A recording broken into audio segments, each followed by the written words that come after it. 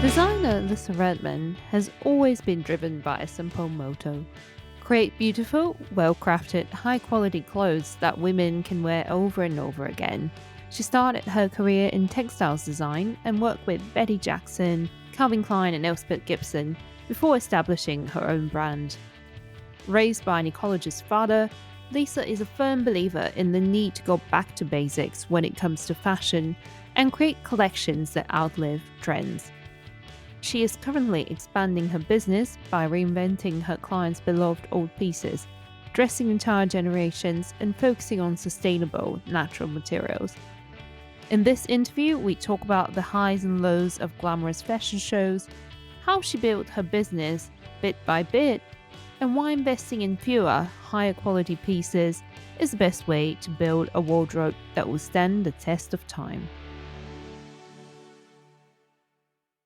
I love the idea that actually our clothes will be passed on, so I want them to be really well made and beautiful and special. And I think by not doing a collection every season, you're not forcing that kind of like, you have to have this new, you have to have that new.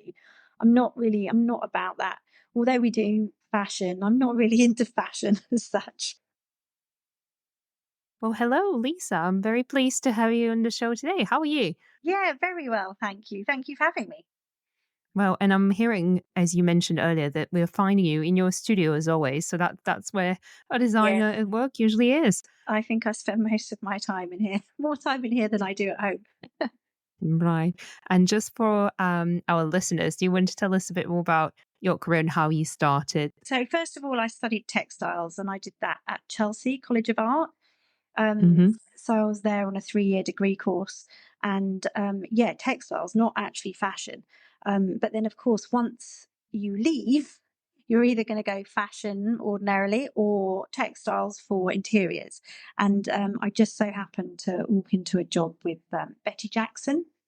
Hmm. And I worked there for 3, 4 years. And actually, they were brilliant because they gave me the opportunity to um, not only learn about producing clothes on a larger scale, but they also gave me projects to do printing and embroidery and accessories.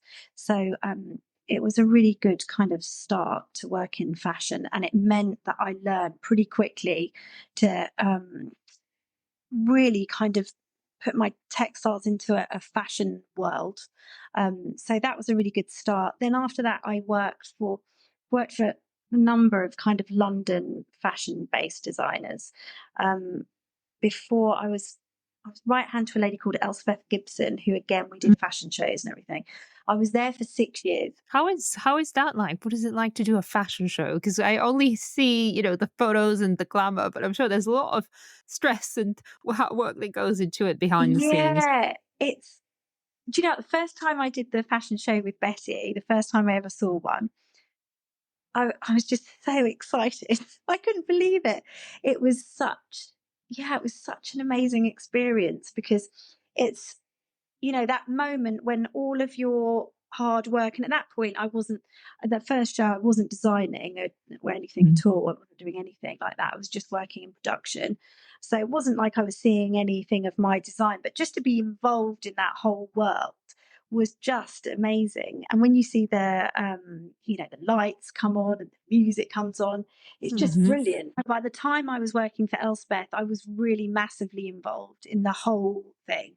So I was involved in getting the venue. I was involved in, all of the production in the background, the lights, the set design. I was involved in every single The angle whole of it. production, yeah. Yeah, all of it. And then I was doing the clothes as well. So it was really, yeah, that was full on.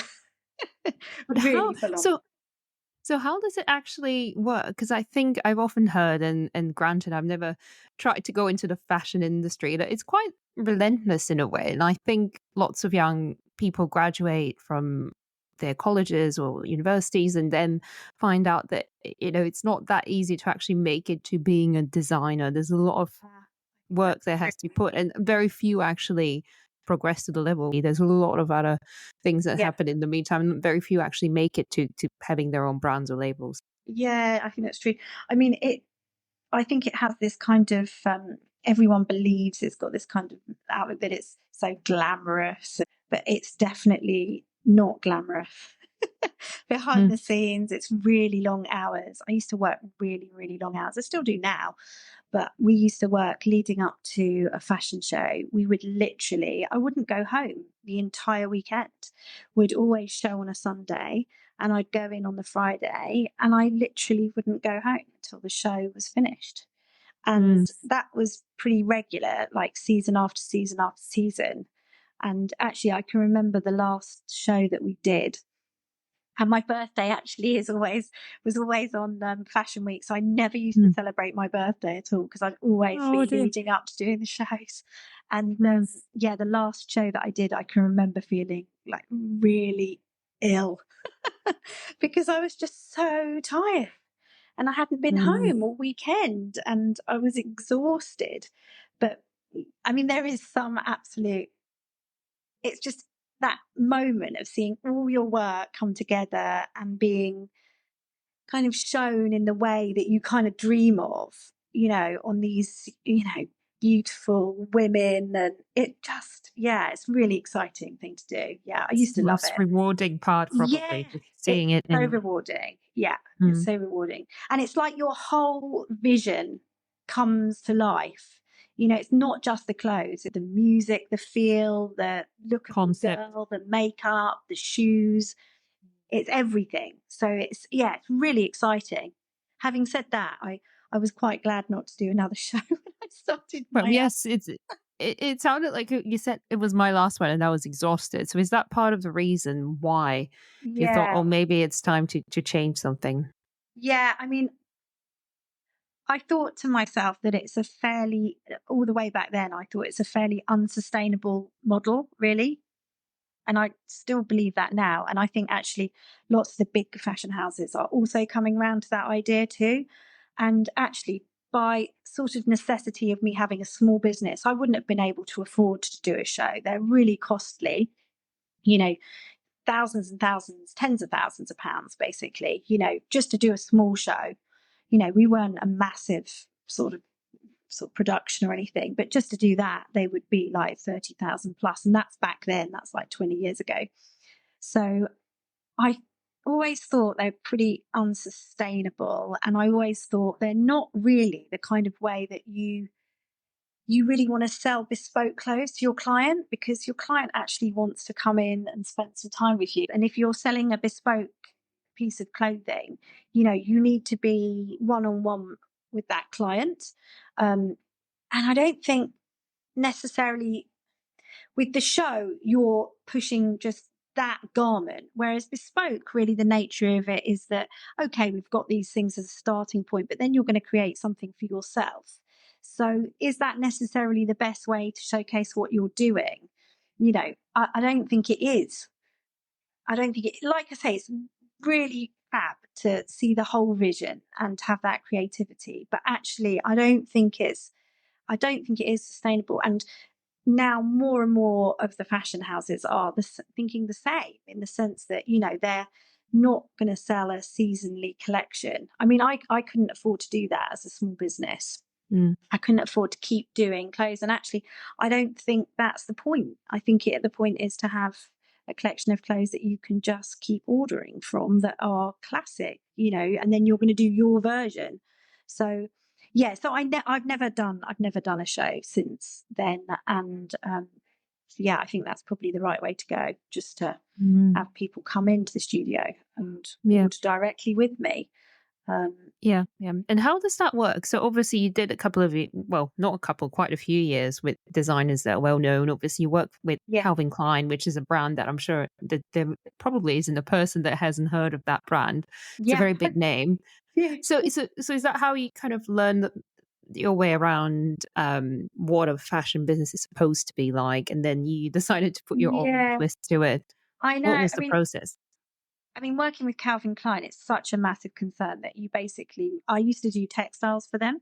So I basically used to design textiles, and didn't even go there. I would just send them in and they would just buy from me constantly, which was great. But it was also quite odd because I used to sell to them and I used to sell to Betsy Johnson. I don't know if you know her, but she's Hmm. really gregarious, kind of brightly coloured things. And then Calvin Klein would buy all these stripped back minimalist things. But obviously, if you're designing textiles, you can just, work to a brief. So I could fulfill both, but they were so radically different. You wouldn't believe that it was the same person designing them really, because you're Hmm. designing for them. So yeah, that was Hmm. quite interesting. But once I was working for I think really when I was working for Elspeth, and I worked for another guy called Anthony Silence, and Hmm.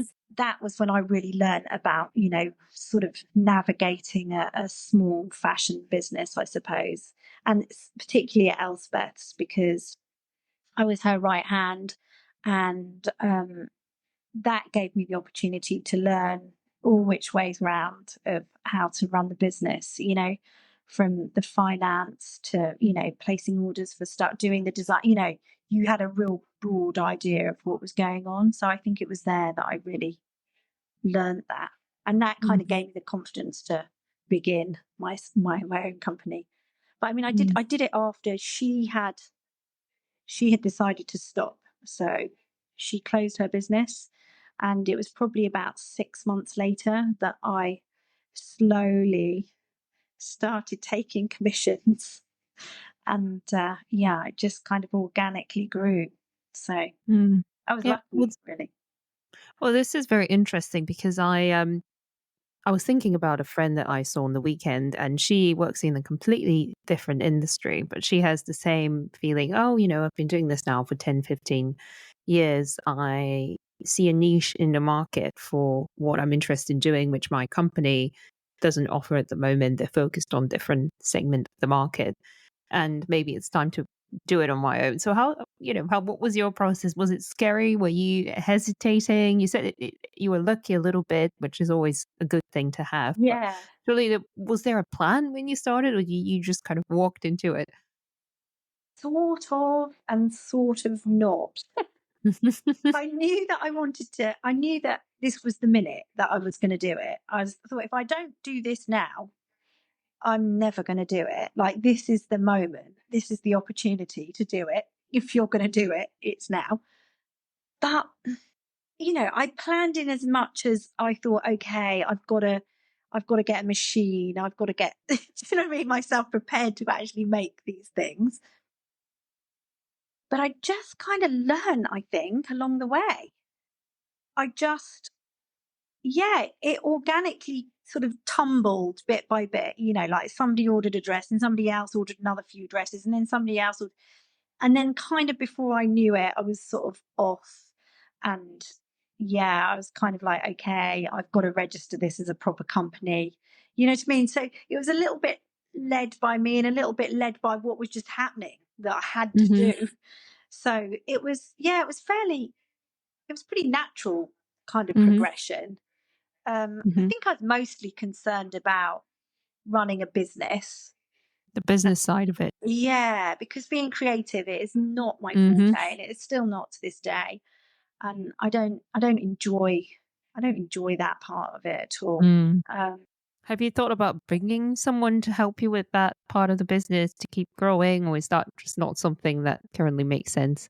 yeah, I mean, I would like to move the business forward a little bit, and I've been thinking about how I'd love to do like a made to order range. So, Hmm. and that's something that I've been working on a deck, and I would want investment for that because I don't Hmm. think I can do that without. I think that at the minute I've got Hmm. the business as it is and it ticks over and I enjoy it, and we've got a certain capacity because we're a small studio. So, we can't do I couldn't suddenly double the turnover.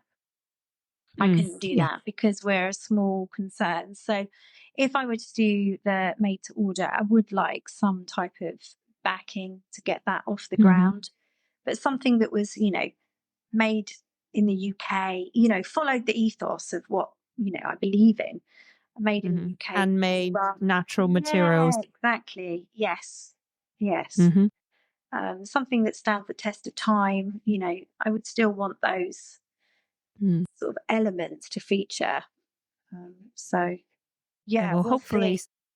hopefully someone who's listening who might be a bit more clued Yeah. up on the business side might get in touch with you after, because I think a lot of my listeners probably come from a business background. There's fewer that probably have a creative background, and I think Yeah. sometimes it's quite the opposite. You're thinking, oh, I really wish I could do that, but I don't have the creativity or vision or the design experience, but I can bring something else. You never know. This is why we have Yeah, this show. exactly. It's all out there for supporting women and Well, connecting. please reach out, people.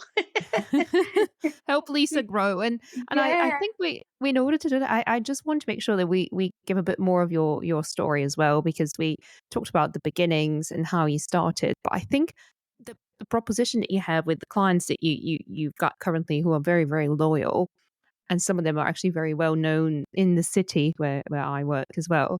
Yes. Um, so how did you come up with that idea? And I know that you're also very passionate about reusing, rewearing, not just producing a Yeah, new collection exactly. after collection of collection. And also you're very careful with the materials that you use as well. Yeah, exactly. I mean, ever since I started the business, I've always had that same thought and idea about those things. I know it's such a trend now, isn't it? And I think Hmm. lots of it is just lip service, really. And I think Hmm. there's few people that are truly doing that. But I've always felt that. I mean, I've wanted the clothes to definitely stand the test of time. And I think I know I've said this to you before, but I'd inherited from my grandmother a trunk of really beautiful clothes. When I was a little girl, actually, and that idea that I mean, I can wear them now. I wear these little beaded capes and things, and I wear these big circle skirts when I'm going out and stuff. And these pieces have in the back of them the date, where they were made, and who they were made by. So the actual seamstress, will sign off what she's done, and it's got my grandmother's name in it. And all these beautiful long gloves and stuff. So I love the idea that actually our clothes will be passed on. So I want them to be really well made and beautiful and special. And I think by not doing a collection every season, you're not forcing that kind of, like, you have to have this new, you have to have that new. I'm not about that. Although we do fashion, I'm not really into fashion as such. I like just Hmm. beautiful things that are beautifully made that you will keep. Um, so yeah, I've always strongly believed in that. And I've been brought up with a father that has been in renewable energy, so I have had him going on about climate change since maybe I was born. So I've Mm. truly grown up with that as a thought. So yeah, it's really important to me.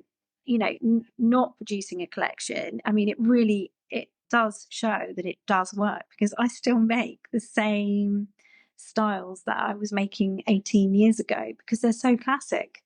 you know they're just great shapes, they really flatter a woman, and if you've got them made for you, they're gonna work. And you become really heavily invested in it when you're doing something Hmm. bespoke. You start to look after it yourself because you're part of the process. I've always thought that's really important. Yeah. And how I think I want to ask you, because when people think of bespoke, it often may trigger this idea of it's really expensive, it's out of Yeah. my reach, Yeah. it's only for really wealthy celebrities kind of Yes. people. So Yeah. can somebody who has a regular job actually afford these things? And how does it work out compared to, just buying lots of high Yeah. street I mean, collection items? they're not cheap. They're not. But And why actually, is that? Why just can't it because be cheap we make it here in the UK, we by pay hand a wage. Yeah, we do it all by hand. The things in take so normal long time. conditions? Yeah, Yeah. exactly, exactly. And like, my seamstress is couture trained, so she's top notch skills going on here. So the fabrics are not cheap either. They're high end, beautiful cloth. I'm talking But about then, silk, yeah, organic, yeah. silk, cashmere, woven Hmm. jacquards, you can have them woven to your specific colors. It's a really specialist sort of scenario. But you like I say, if you do, there's so many trends and stuff. If you stop buying into all of these trends and not buy the, I don't know, jeans from New Look and the things from Zara, and people consume that so much. I mean, stop doing all of that. Buy yourself one Hmm. really great cashmere coat that you can wear when you're 20, 40, 50, 70. Do you know what I mean? I mean, we dress an entire family. So we'll have Hmm. from the granny who's in her 90s to the mother to the daughters that are in their 20s. So we dress like across the ages. But I mean, we were talking about that thing of people bringing things to have them converted and stuff like that. That's probably a good starting point. If you've got things in your wardrobe that you think are special already, that you love them, they're great fabric, but maybe they don't fit you, or the style's a little bit, not right for now. We can Hmm. modify those things. And people that have bespoke clothes that I have dressed now for 20 plus years, they will bring those things to me and they will upgrade them as they, you know, Reinvent them in a yeah, way. that's right. Exactly. Reinvent's a great, way of putting it, Mm-hmm. actually. They'll reinvent them and they'll change, like maybe a dress into a skirt, or maybe when they were younger, they had it really quite short and then they'll want to make Hmm. this longer. So, I'm completely behind all of those kind of, heirloom pieces. Hmm. Keep them forever. And what our listeners may not know is that this is actually how we met. It was one of those workshops that you were doing with women in the city, actually, Yes. who had brought pieces that they really liked, but for one reason or another, in my case, I had actually damaged them with an iron very stupidly. But that happens. And it was just one of my favorite skirts, and I didn't want to throw it away. And I said, Yeah. well, Lisa, can we do something with it?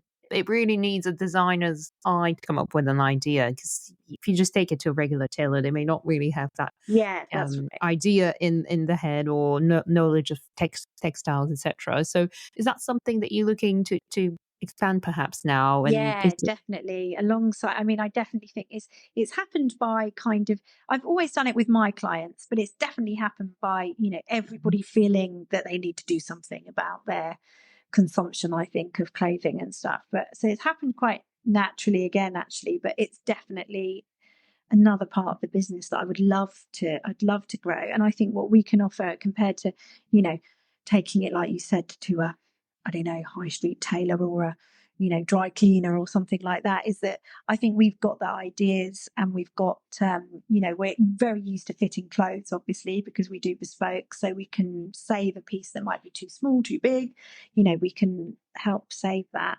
But yeah, come up with ideas that make it, an entirely new piece, like adding the beading, adding the lace like we did to your skirt, Mhm. coming up with those kind of, I suppose, textile based ideas to transform it and save it, so it's got another place in your wardrobe, a new life, a new lease of life. Mhm. Yeah, so this is actually what I wanted to ask you, but we're moving into the tips section, because I'm sure that many women that are listening are very concerned about their own consumption, and they all want to do the right thing. And, sometimes you have to balance, there's always a trade off. But if you were looking to build a sustainable wardrobe, and by sustainable, I mean something that you're going to wear again and again and again, rather than just throw away after one Yeah. use because it Yeah. was poorly made, it doesn't fit, it doesn't wash well, whatever. Then Yes. what should you look out for? How can you, if you go to just a store, let's say you're not necessarily buying everything bespoke, you're still buying a few things, but Yes. is there anything that you look for when you're buying things for yourself, or choosing textiles, or even choosing clothing? Yeah, I suppose I'd always look for, I mean, a nice finish on clothing, obviously, would be Mm, a good starting point. But I mean, the fabric, I definitely, I mean, mm, I try to never buy anything synthetic. I just, it doesn't feel good. It's not good for the planet. And doesn't last. I know I definitely tried to steer away from synthetic cloths, but also something that's, maybe classic, something like I mean, I know I said it earlier, but something like a, really good cashmere coat, you'll just keep Mm. it forever. A beautifully tailored pair of trousers, even if you found something that didn't really fit you, but it was good cloth, Mm-hmm. and it was well made, just to have that kind of then made tweak to fit would be a good Mm-hmm.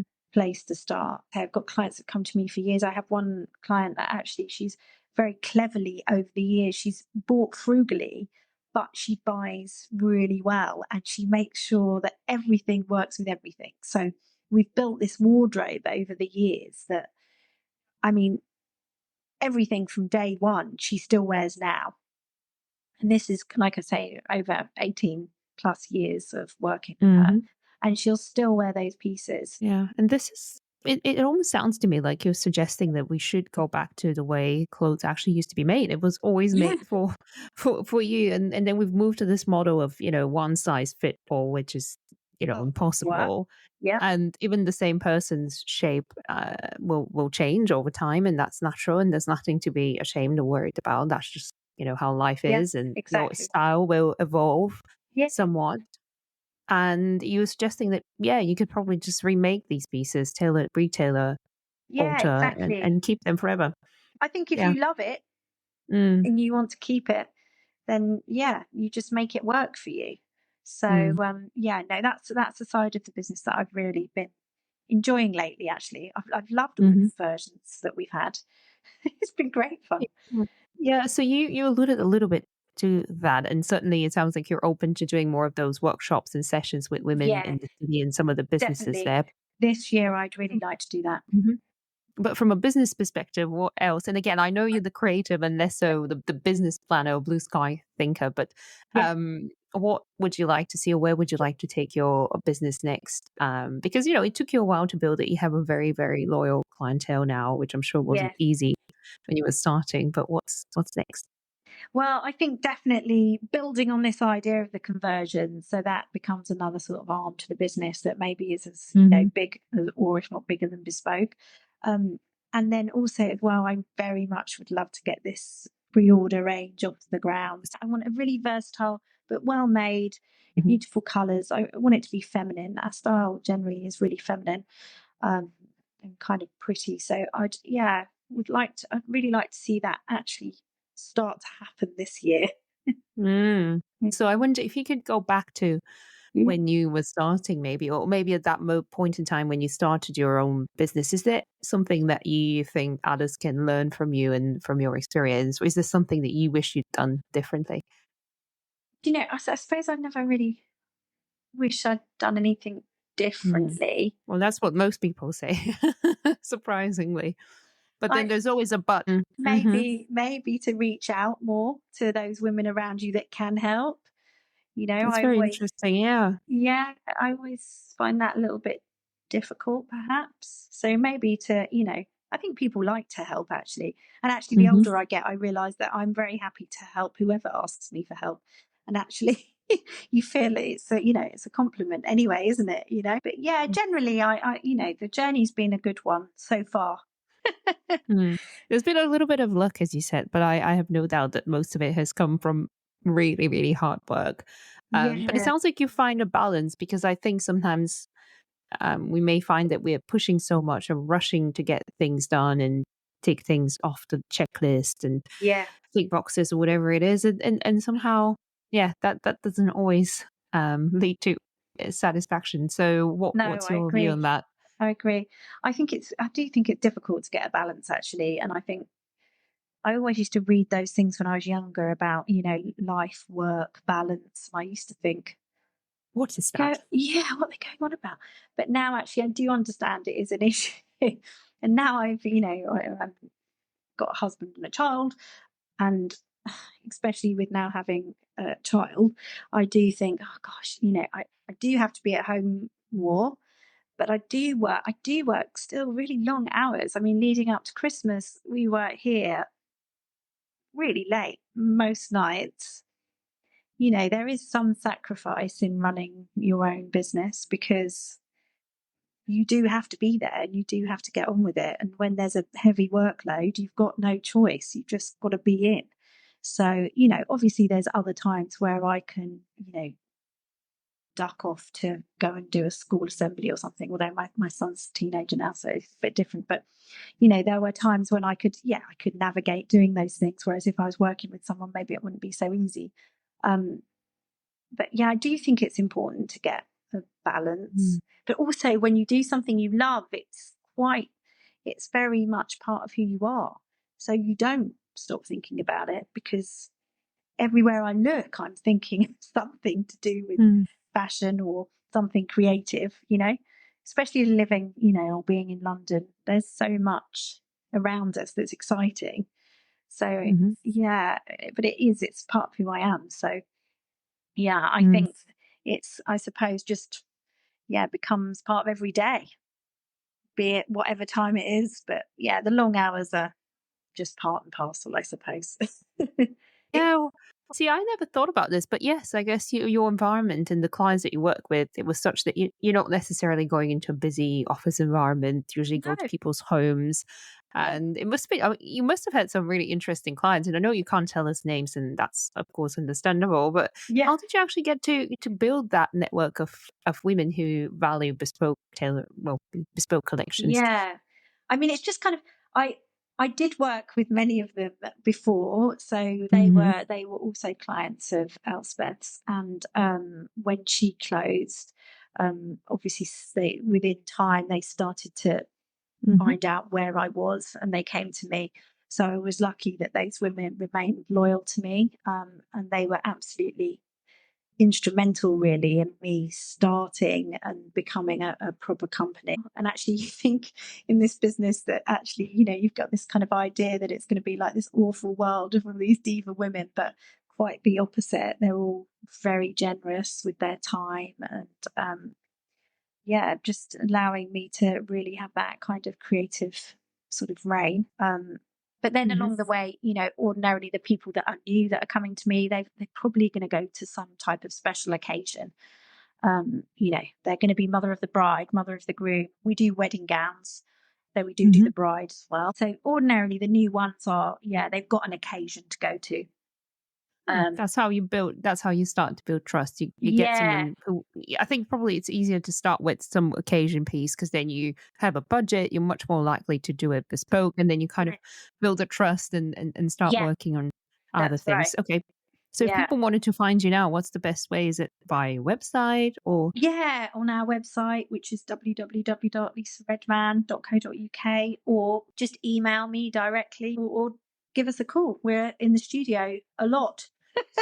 Well, as you are now, and I think that's why I wanted to mention that, because people are probably listening and hearing some noises in the machines. But actually, this is what being a designer is like. It's so hard to find one quiet moment when you can't just be away from the studio. And I think that's why it's important to talk about that and even give that background to our listeners, because we're not trying to pretend we're perfect. And No, I think exactly. that's just life. Yeah, this is truthfully what it's like.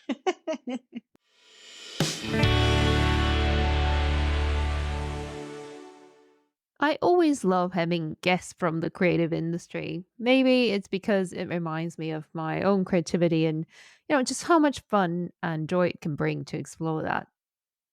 Although we touched on the glamorous side of the fashion industry, my goal with this episode was to show that there's a different way of doing fashion, one that doesn't quite literally have to cost the planet and helps us to build a much more versatile, practical, and sustainable wardrobe. I also love Lisa's reminder that clothes can and should have their life extended, whether it's by reinventing a favorite old piece like I did, or simply passing it on to the next generation. I also really love Lisa's message that so many of my guests have shared, that things always fall into place piece by piece, and it's less about forcing and more about just going with the flow of what intuitively draws you. As a mother and a business owner, Lisa has had her fair share of challenges. I couldn't include our entire conversation in this 30 minutes, but one of the things that she shared towards the end of the episodes was just how immensely grateful she was to her female clients who always welcomed her and her young baby into their fittings and never objected at all, which is not something that you'll find in most traditional careers, bringing your baby to the office. It's always a fine balancing act, but it's just so important to highlight these examples of women helping other women. I just find this very inspirational. And this is really what the show is about, connecting women who help each other out. Lisa is at an interesting point in her career where her business could really benefit from further expansion, yet she's upfront about needing to team up with someone who has the right business acumen. So if you know of anyone who can help, here is your chance to pay it forward. Next time, we have our season finale, which is also going to reveal a bit of the theme for the next season coming ahead. My guest will be Dangola Litvinskaite, a leadership coach, talking about that very familiar strive for perfection, burnout, and how to find authenticity in your career. Thank you so much for listening to The Sound of Breaking Glass. If you enjoyed this episode, please don't forget to follow us on your podcast app, tell a friend about us, or check us out on LinkedIn. New episodes are released every other Wednesday. It's been a real pleasure. Till next time.